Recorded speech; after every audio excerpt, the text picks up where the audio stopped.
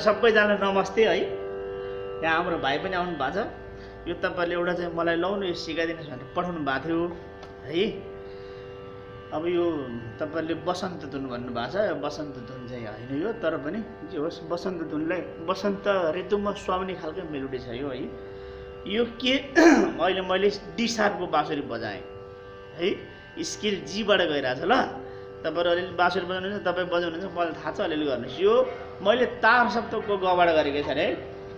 यहाँबाट माथिबाट ग ग ग ग ग रे रे सा सा है। यसरी माथिबाट ग ग ग। अनि दोस्रोमा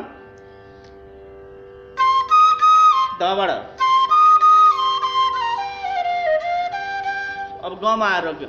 अब फेरि अनि अर्को बिचको धरे धरे धरे धरे गरेको छु नि मैले। यसरी यसरी यसरी रे ग प ध सारे ग प ध सा रे ग गरेको है।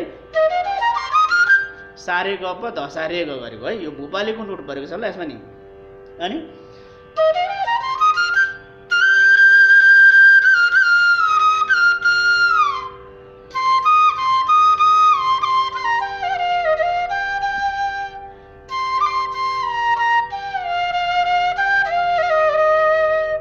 मेलोडी चाहिँ यो हो होइन। अब यसमा मिठो चिज गर्नेको यसमा तपाईँले बिस्तारै यसलाई खेलेर इम्प्रोभाइजेसन आफ्नो माइन्डले गर्ने। तपाईँको कति साधनाको अभ्यास छ, कति तपाईँले गर्न सक्नुहुन्छ। यो मैले चाहिँ तपाईँलाई फ्रेममा राखिदिएँ, यो यति छ भनेर है।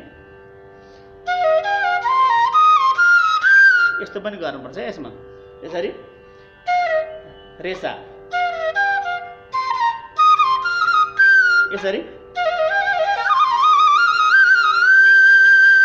यसरी माथि जानुलाई सजिलो हुन्छ। ल आशा छ तपाईँहरूले बुझ्नुभयो होला है। छोटो मिठो मैले आज मिठो धुन तपाईँहरूले सिकेँ। असाध्यै मिठो छ यो धुन। ल आनन्दले गर्नुहोस् है। यो चाहिँ तालमा चाहिँ 1 2 1 2 1 2 यो कहर बिटको छ है। यसलाई अब अङ्ग्रेजीमा हर्स बिट पनि भन्छ। हर्स बिट पनि सुहाउँछ। ढुक ढुक ढुक ढुक यसरी जान्छ है त। ल आशा छ तपाईँले राम्रोसँग सिक्नुहोस्। मेरो शुभकामना छ तपाईँहरू सबैजनालाई राम्रोसँग गर्नु। ल धन्यवाद। ल हस्।